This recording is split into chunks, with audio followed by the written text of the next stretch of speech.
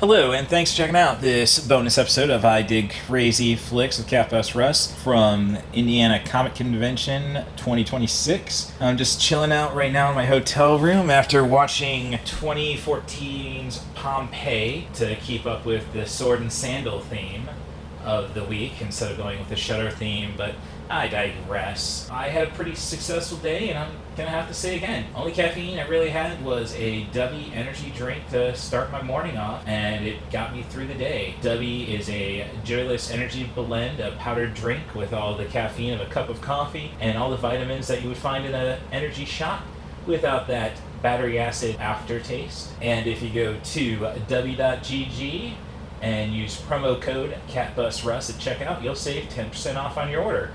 Again, that's w.gg, promo code CatBusRuss for 10% off, and get yourself a cheaper energy drink habit today. Hello there. This podcast is protected under the laws of the United States and other countries. Unauthorized duplication, distribution, or exhibition may result in civil liability, criminal prosecution, and the wrath of the tall man. Boy! Hey, let's talk about you, the ID10T community events at ID10T.com, like Russ Stevens, a.k.a. Cat Bus Russ, who has started a podcast called 90 for Chill, which Russ says is dedicated to movies with a runtime between 74 and 99 minutes, the time frame that I feel is ideal. Russ, I could not agree with you more. That is a fantastic idea. Russ goes on to say there are times we need a cinematic fix but don't have time for the latest Scorsese masterpiece or offering from a comic book universe. There's also times when you need a conclusion to prevent a binge costing you a whole night. My guest and I try to follow these guidelines as we chat up features that are definitely worth your time and are beyond easy to make time for. 90 for Chill, the podcast, can be found on all major podcast platforms at 94chill.com, and that's spelling out 90, Ninety, 4 chill. So there you go. Thank you so much for sharing, Russ. Really great idea for a podcast. Events at ID10T.com for everyone else. Little Hand says it's time to rock and roll. Bring the noise.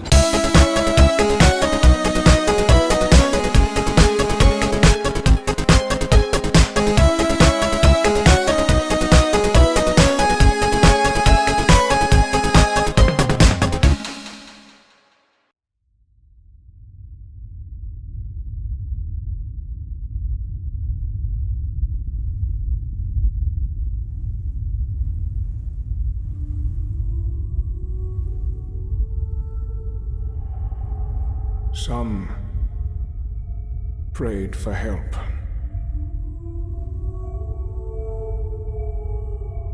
Many wished for death.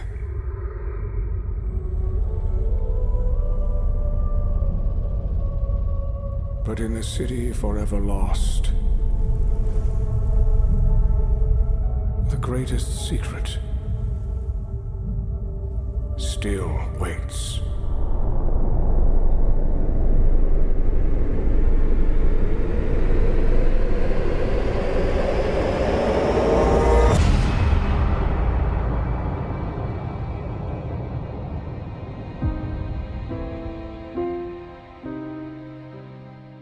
Whatever is happening here, Live with me. my God is gonna stop it now.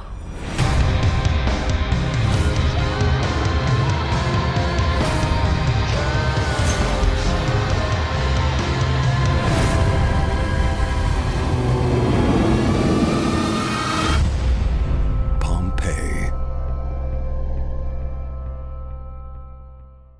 So I have a brief moment where the air conditioner is not running in my hotel room to discuss probably the worst Paul W.S. Anderson movie that I've seen. So I guess I still have his latest one with Batista and Mila Jovovich, and of course there's still The Three Musketeers, but Mila kind of makes things better, or at least watchable, I think. So yes, this is worse than Monster Hunter, which was totally nonsensical when you really think of the game, but I digress. It's not necessarily a poorly directed film, but it is definitely his weakest of his 3D affairs that I've seen. I will say that it's just such a boring premise which that shouldn't be. This should be a Titanic type movie. I guess doesn't give us a chance to really know our lead characters portrayed by Kit Harington, a last member of Celtic tribe wiped out by Romans led by Kiefer Sutherland, and Emily Browning, daughter of the governor, played by Jared Hess,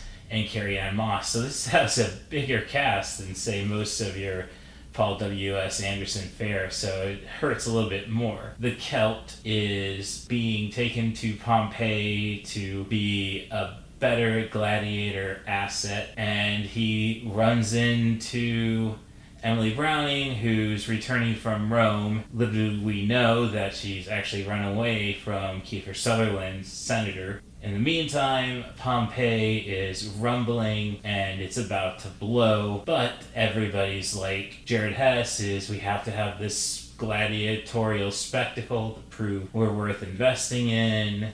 Kiefer Sutherland's just out to find a way to force Emily Browning to marry him. It's just very much a movie that wants to say there's more to state about Pompeii, and these characters just don't do it. We don't get to stick around with them long enough. There's no real reason to say, well, it's love at first sight, but I would say that Cameron wrote a better script, and to Anderson's credit, I don't think he wrote this one. Like, he gives us a good love story for 2 hours. This is always teasing that Pompeii is going to blow by little earthquakes and everything, and it just is gladiator light on top of that. Now, it's embarrassing that it's a PG-13 rated movie, because I think you're really just overexposing how Anderson is not Ridley Scott.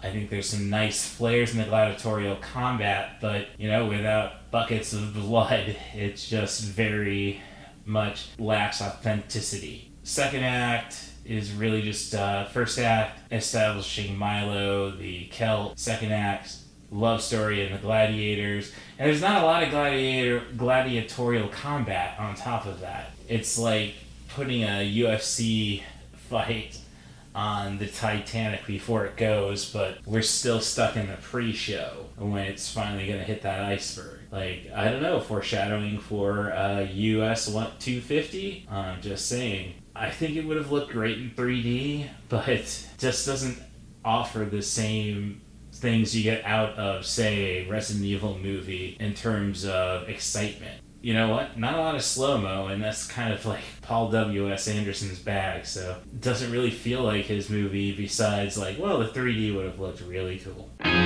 We'll be right back. Obey the law.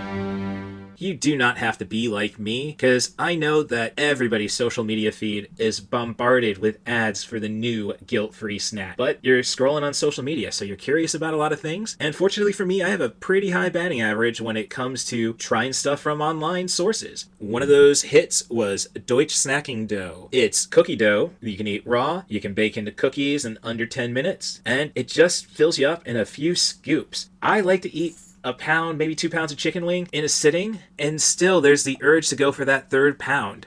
But with Deutsch Snacking Dough, you take a couple scoops, and it just settles me down, and I feel full. Free of the top 8 allergens, they're gluten-free, low sugar, and have 3 times the protein of any other dough out there. And it's plant-based. And as I say, I can eat 3 pounds of wings in a sitting if I feel like it. I am a carnivore. Needless to say, I was skeptical about plant-based snacking dough, but my skepticism was proven wrong. So if you go down to the link in the description of this podcast, it will take you to my portal, and you will get 20% off of your order. So find your new snack today, Deutsch Snacking Dough. Are you gonna bark all day, little doggy? Or are you gonna bite? Pardon the air conditioning coming back on in the room. I just don't want to go and mess around with it, for housekeeping, and just I have enough issues with my air conditioner back at my apartment, so there I could just turn it off. And here I don't know if I can just find a button. So enough of that. So this is I Did Crazy Flicks Day 2 at Indiana Comic Convention, and it was a very productive day. I will say that I am essentially out of buttons. That's including buttons from other cons. So I was getting myself out there, and it helped So the first panel I checked out was Darby Harn hosting a panel about the 40th anniversary of The Dark Knight Returns. And like Indiana Comic Convention last year, he wasn't really supposed to be the moderator per se. He just got that role by default.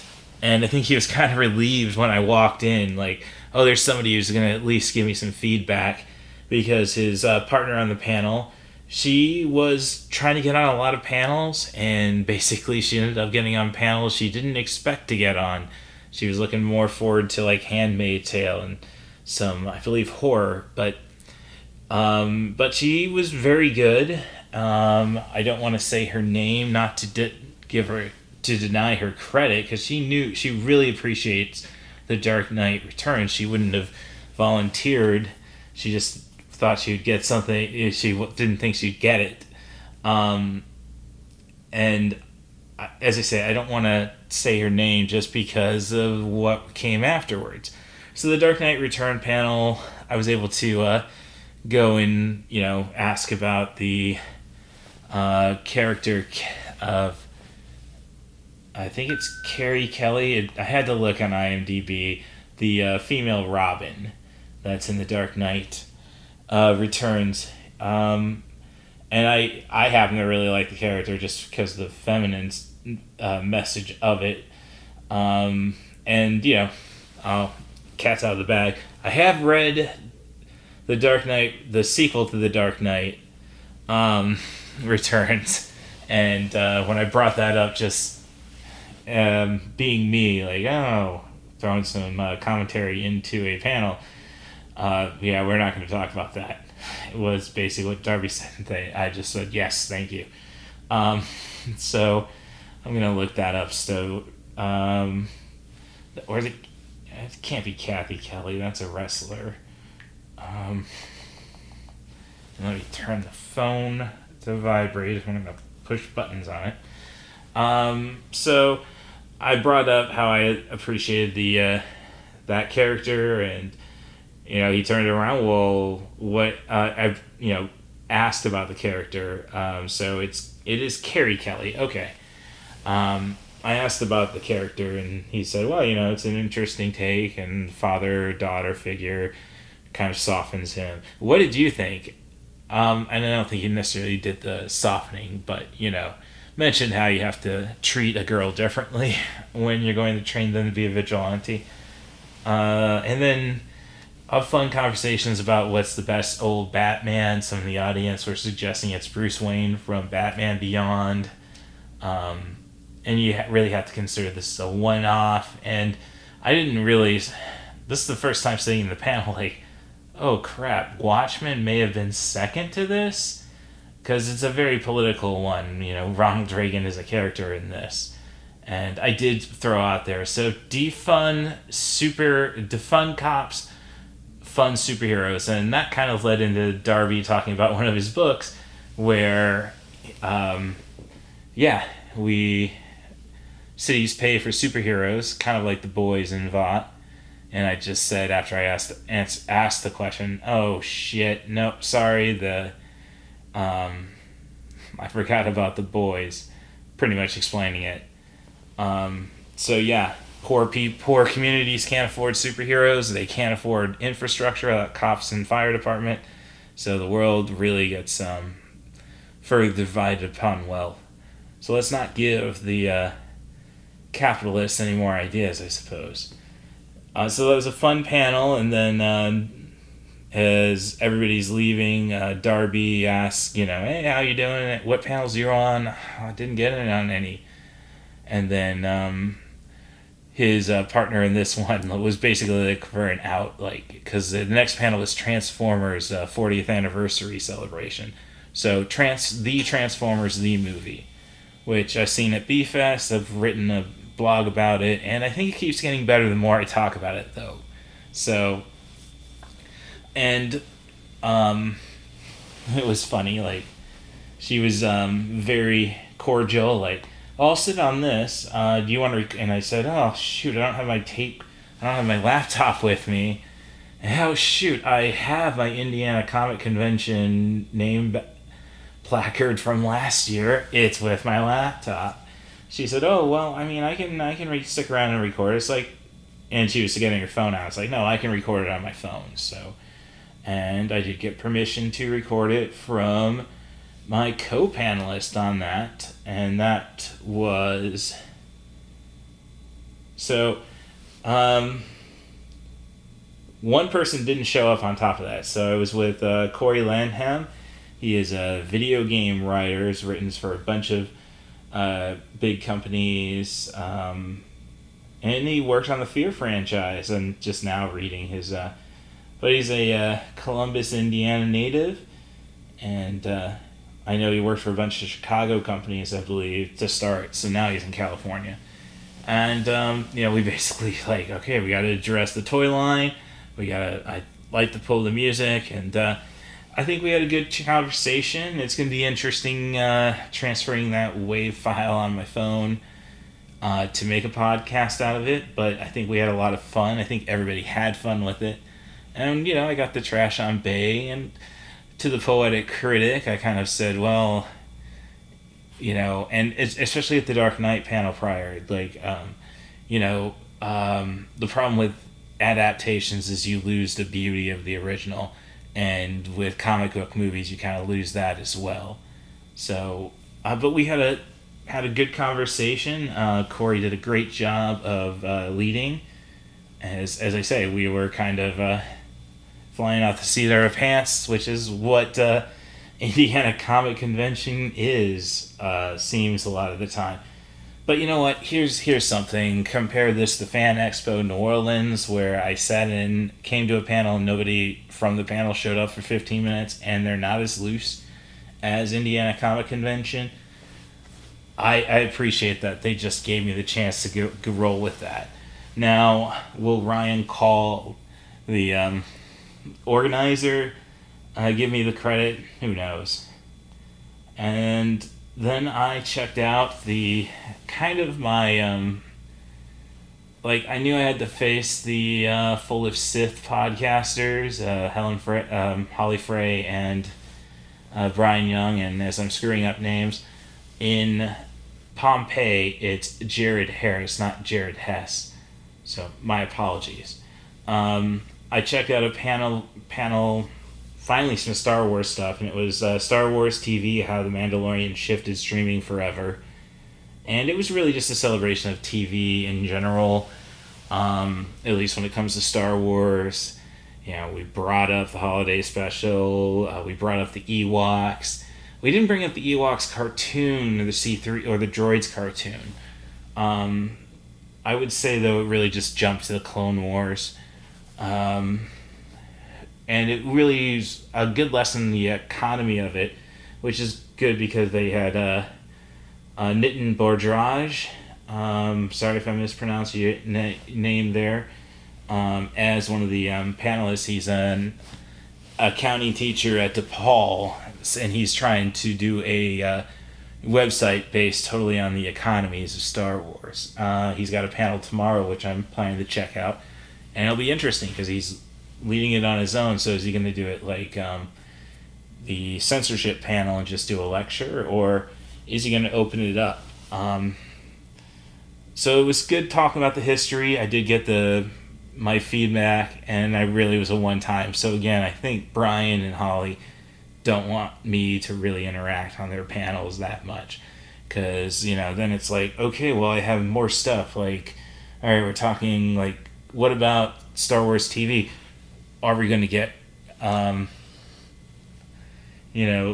Star Wars Detour, the Seth Green, Matt Steinrich Robot Chicken, essentially about Star Wars, which got canned once Disney bought it, and it's pretty much already produced. So I didn't get to ask about that. My feedback was on my viewing habits, and that's like, it all depends on who my friends are and what we're watching. Like, nobody would watch an episode of The Boys Season 2 or you couldn't talk about it until everybody watched it, because they were always dropped on a Friday. Now, I told them, you can't go and reshape the people in their 30s to get them into Star Wars. So I binged the TV series for the most part, and they brought up, well, geez, that's a weird workplace, and I'm like, well, I can talk about it because they canned me. That was good old Maureen Bank, which I wonder if that's hindering all my other job opportunities. And now I gotta remember to look back on my interview schedule for next week. So yeah, I think I could have helped them out a little more. And I think that's kind of something that Brian at least resents, that, well, he's a good conversationalist, but he's not an expert. And, I got into podcasting because,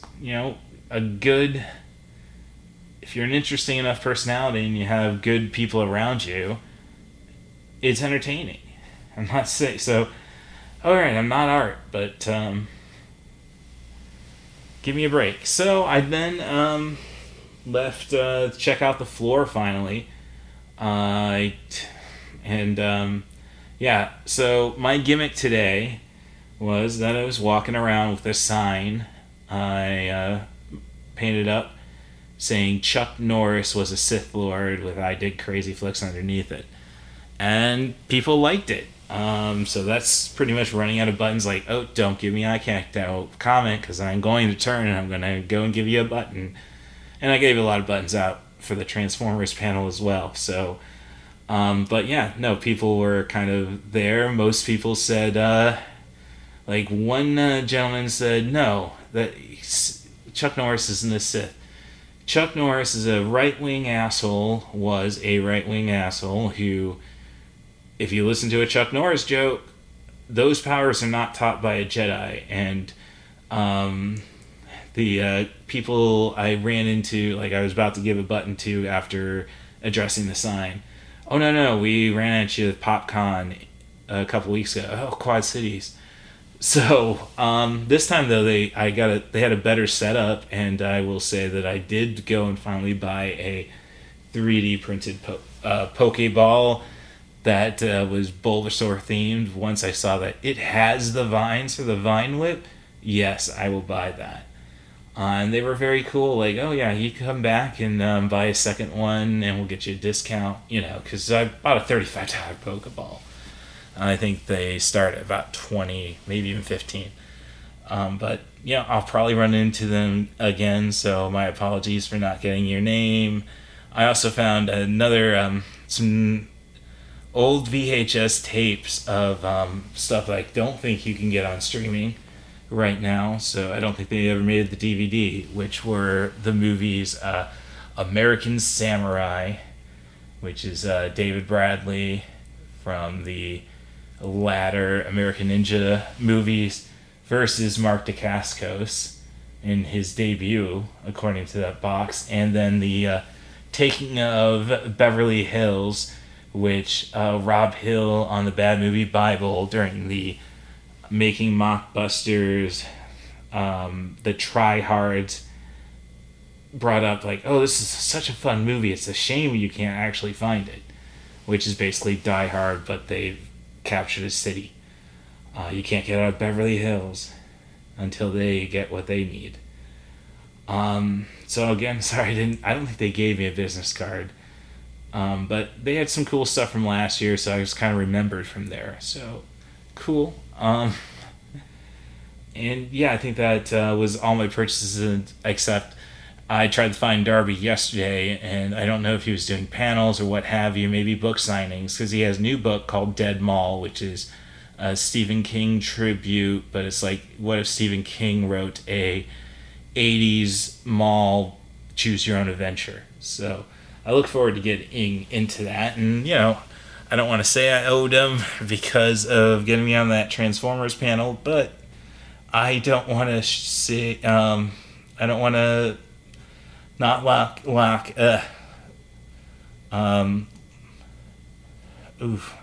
humility. He helped me out and made this at least coming out with another podcast on the main feed from this. So thank you again, Darby Harn. And now I was looking over making my schedule tomorrow, and I don't know if I'm going to be on the floor, so I kind of feel bad about Artist Alley, because now, like, oh, well, I don't necessarily think I'm going to have time to go and buy more books. And, Darby was cool with me, like, well, Russ knows movies. He reads a little. And as he was talking to his partner at the booth. So, but very cool again, Darby. Thanks for all the help. And I'm sorry about Artists tomorrow if I don't show up on the floor. Well, because I've got it all booked out. At least noon to close. And, so that's tomorrow, and we'll see if there's anything interesting for that regular episode come Wednesday. So I did go and check out a horror panel with a few horror writers who were more than happy to talk about their work with, aspirations of getting adapted.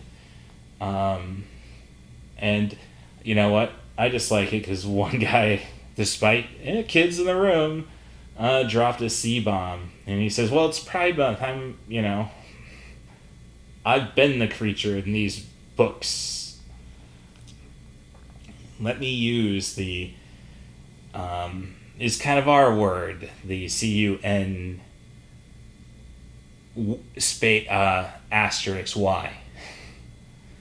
So, kind of want to see what he has to offer, but again, not really fits into my schedule.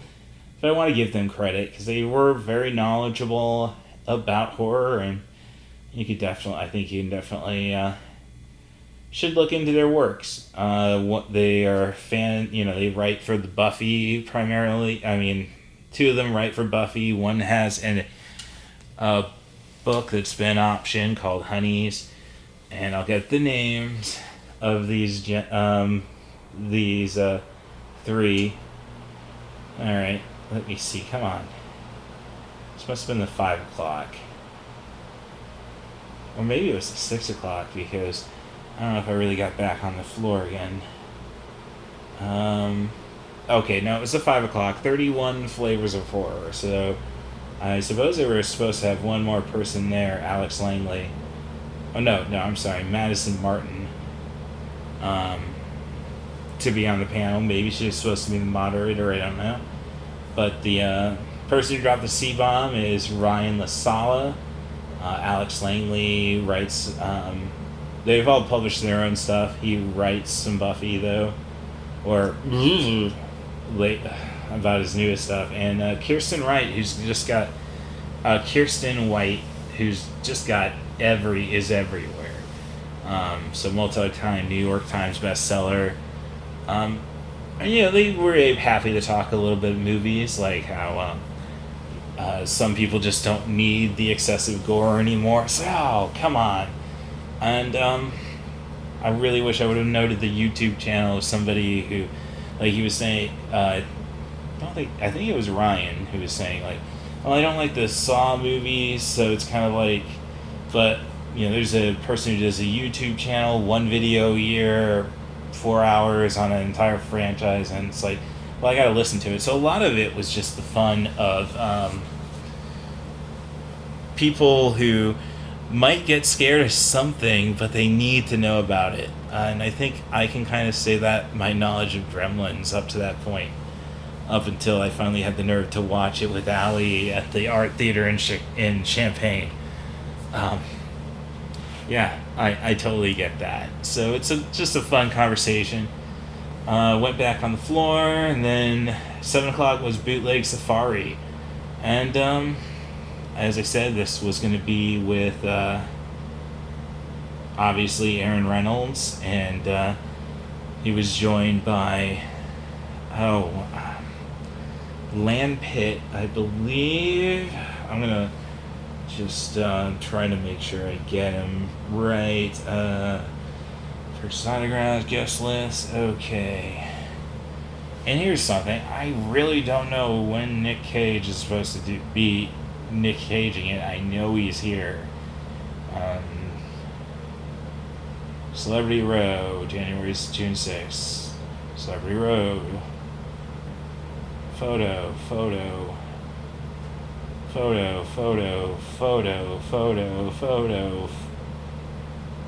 Appearing Celebrity Row. I'm just trying to see if he's actually doing something. I don't think he is. So Nicolas Cage wasn't here for panels. He was just here for autographs. So can't pick his brain, and so with that, it's kind of like I kind of like Laurie Holden more from The Boys than her run in Walking Dead, which is more significant. I don't watch enough Stranger Things, and I don't really know what I feel about Anthony Michael Hall. Maybe I should check out a panel of his just because he's always at these cons. So, and that was interesting, going down the vendor. There's so many people who were at Quad Cities Comic-Con. So the vendors are ready for it. So hopefully the smaller groups will get there. They got to get themselves an artist row. I think you could probably get people like Darby on there. I mean, he was in GalaxyCon Des Moines, where I almost got on a Superman panel. So basically, it goes back to Darby selling me. He's a great panelist. But yeah, not necessarily an expert. And I guess I kind of take pride in that, I suppose. But back to Bootleg Safari, which, honestly, not a lot on the toy side of it. We brought up some weird Simpsons. The toy was called The Simpsons One Happy Family. And I shouldn't say The Simpsons. It's a knockoff on The Simpsons, obviously. It was Simpsons, Simpsons, then an N, and then an S. And oh gosh, those were some abominations. Like, when Aaron was waiting for Lan to come in after getting some popcorn. He made it on time, so more credit to him. Okay, so they're not gonna... Oh, great. I'll just have to grab the book. Beat them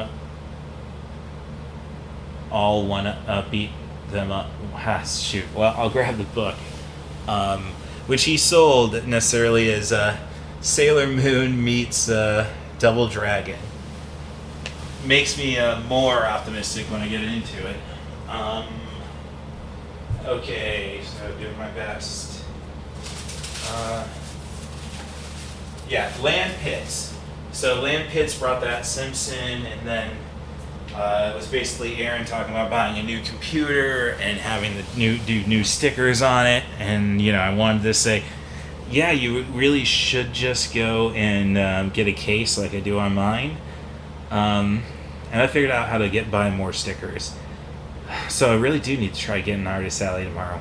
All right.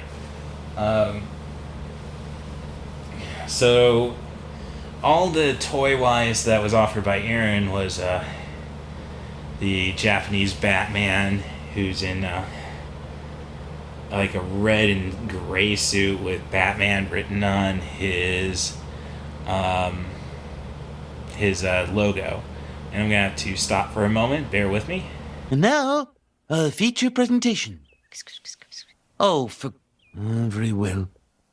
Let's all go to the lobby. Let's all go to the lobby. Let's all go to the lobby. Get ourselves some snacks. My apologies. That should not have been the soundbite to come back from a bathroom break. Hey, all I can say is I've been having good food. Hooters yesterday.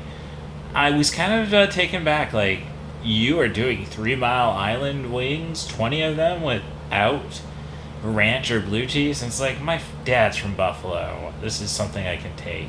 It was fun because the waitress said, well, I'm originally from New York City, but I went to UB and then moved on. And, I don't want to say, well, how the hell did you end up in the Midwest? And I can do fanfic on that, just because my knowledge of back from my friends at a certain strip club in Peoria, which I hope comes back. Okay. Yeah, and then, like, I was I think I might be running later on this one. I did not stick around till 9 o'clock, which I apologize for the 9 o'clock panels, I should say, because I ran into the Star Trek 4 shirt person again, like, oh, shoot. Well, one, I am sorry. I meant to be at your panel. I picked the wrong room, and I just didn't have the nerve to get out of there. And, yeah, I wanted to actually try to get time for myself to watch a movie to attach to this episode. So I went, so I ended up walking probably a good hour trying to find food, so everything's equaling out. I ended up at Tom's Watch Bar, which was really good. Really nice facility. Like, we are talking, the entire bar is just brick screens behind it. So I don't really know what their drink menu was, not that I was drinking. But you know what I mean. What I mean by that, well, it didn't seem like they had a lot of taps. I'll say that, and I couldn't see a lot of bottles behind the bar. So another time, I suppose. But I now had a good plate of. This was a chicken and pancake. It was a single pancake, but it was one big cornbread pancake, which, hey, I couldn't really tell the difference. Nice butter sauce, and then I really kind of picked up on something about how they prep the chicken, which was basically they pickled it. So now I know why sometimes chicken has a dill sense to me, and I hate dill. But maybe more of an acidic, maybe not dill. Sometimes I can't pick up dill, though. And then after they pickle it, then they fry it.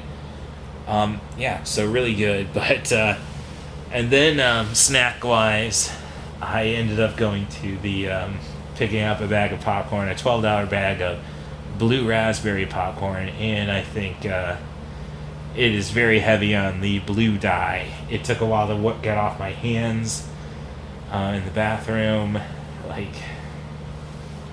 Yeah, and, you know, we go back to my anti-automatic toilets just because, hey, when it's Monster cereal, I want people to get scared if I don't flush. Okay? The colors you'll see. Alright, so sorry for that disgusting trip. So back to Bootleg Safari. You had the Mutant Simpsons, and then you had Aaron with just not having the sticker anymore of Space Flyboy, which is this Japanese Batman sidekick, which is, like, look it up, but it's basically like the weird Batman. Somehow the trunks don't don't seem complete. Like, they're black on the front, black on the ass, but red on the sides. So unless he's rocking some contrast stripes, which that's not how I would do it, at least if I was wearing wrestling gear. And we'll get more into wrestling gear, I suppose, when we get to the movies they brought. So 2 were provided by Lan, and they were both Asylum movies. And you picked up real fast that one of them is going to be a knockoff of Masters of the Universe. And they got away with just calling this Master of the Universe. So I was not interested in that one, but Immortal Kombat, which I know has been a movie before, the title has been used before, that one looked enticing, despite, like, oh yeah, this character on the poster, not in the movie, which that's classic Asylum fare. And it's kind of like I wanted to bring up, well, you know, they got Graham Greene for a movie, Atlantic Rim, since Aaron's Canadian, and Graham Greene was one of their national treasures. So the movie that Aaron brought, I believe, was called Three Devs.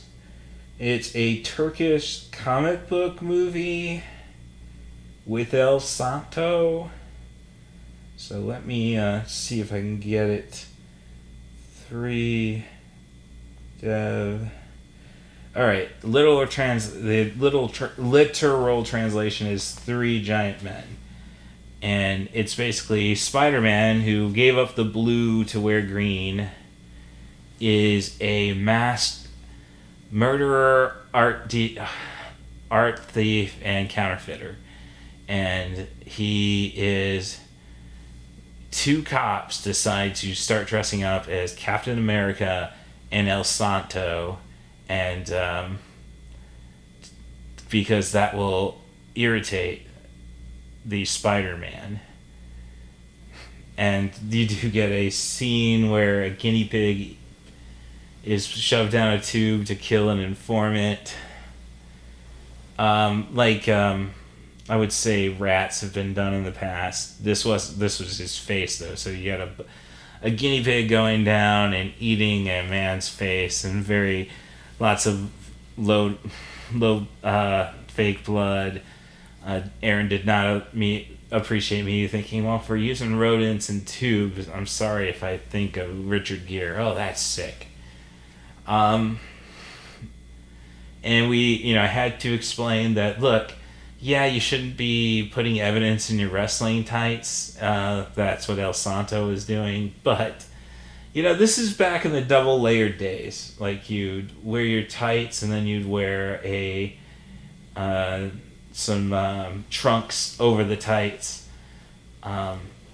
So, yeah, no, he wasn't putting it on top of his junk. So, as we're leaving, somebody mentioned, hey, have you ever seen the Galaxy Warriors? And, well, which Galaxy Warriors brand?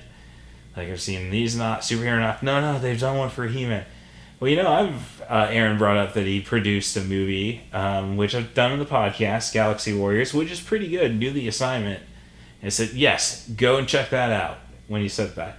Nano Shark, not so much. Well, that's just mean, was his response to that. But Nano Shark missed the assignment. Galaxy Warriors nailed it. So I'm going to stand by that. And, hey, I can't really get to the artist's floor right now, so I don't have to apologize for it.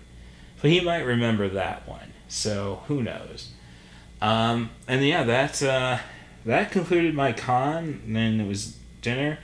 And then it was watching Pompeii. And yeah, so very successful day. This has been a very successful trip. Do I suspect I'll end up on panels again? The only one that I'm worried about not having the juice, just because he's doing it on his own, and I don't know how many panels he's done, would be let's see, Currency in Star Wars. That's my 12 o'clock. Nitin Barrage, because I don't know if he's really again, I'm just wondering if it's lecture or if I sit in the front and work with that. Yeah, I was just kind of thinking, do I go and make another sign? And it's like, save it, I suppose. There's going to be a Sunday crown, so and never mind, am I going to be on the floor? So yeah, so I might just make a new sign for the next convention. That's the plan right now, so I can actually try to get to sleep, because it's coming up on 3 a.m. and it's 11 a.m. checkout, so yeah, I better keep all of that in mind. So thanks for checking out this episode of I Dig Crazy Flicks with Cat Bus Russ. And you want to support the podcast, first off, rate and subscribe on your favorite podcast app. 5 stars preferably. Be as honest as you'd like to be in the comments. So I am pro passive aggressive support on I Did Crazy Flicks. You can help us out by becoming a Patreon member. That's patreon.com/IDidCrazyFlicks. Right now, I'm just looking for $3 a month. That will get Ava 3 tins of cat food, get enough people. I don't have to ever spend money on her food again. That's royalty demands it. But it helps the show regardless. So $3 will get you either a waterproof sticker or if I still have some, because that's what I'll be giving out tomorrow, or a refrigerator magnet. You will get ad-free podcasts, probably the biggest perk. You will get access to the original 90forchill.com, the podcast feed, so you can witness the evolution, if there has been any, of me as a podcaster.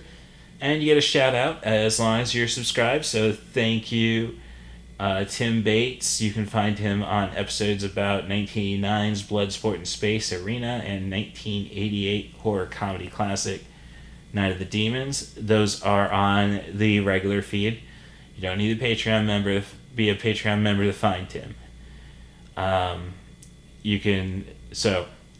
Thank you, The Scoops Daily. I will watch that AEW Collision you were on May 2nd from Peoria. And thanks, Dad, for making all this possible for me to just go out and do these conventions.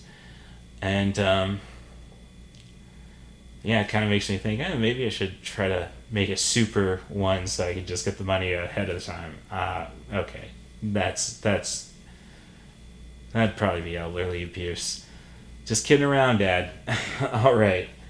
And the best way to help the podcast out is come on the show, be a guest. Just offer me a movie, a theme, a director, an actor, as long as the content is either out of touch with reality, a little bit bonkers, or if you have something a little more down to earth, like a Richard Linklater movie. I will work with movies between 70 and 100 minutes. The old 90 for chill rules. Credits do not count against the film. So basically, I will give you Before Sunrise. I will not give you Boyhood. But let's get out there and make a fine slice of fried gold. All I have to do otherwise is thank Station Marie Harden for keeping an eye on me and Ava the Queen Kitty, keeping me out of too much trouble, and I hope she's doing the same for everybody else she touched in her life, and I hope she's squeezing a bit of ectoplasm out of Skimbleshanks the One-Eared Angel. He's a talkative little fella, so if he stops squeaking, you've squeezed too hard. So that is day 2 from Indiana Comic Convention. Thanks again for checking the podcast out, and we'll be back Wednesday. Can I hear a wahoo? This podcast was made possible by the love and support of Dave and Cindy Stevens, Rory Stevens and Allison Higgins, Danny Daniels, and Stephanie Smith. Long live Flash! You've saved your Earth. Have a nice day.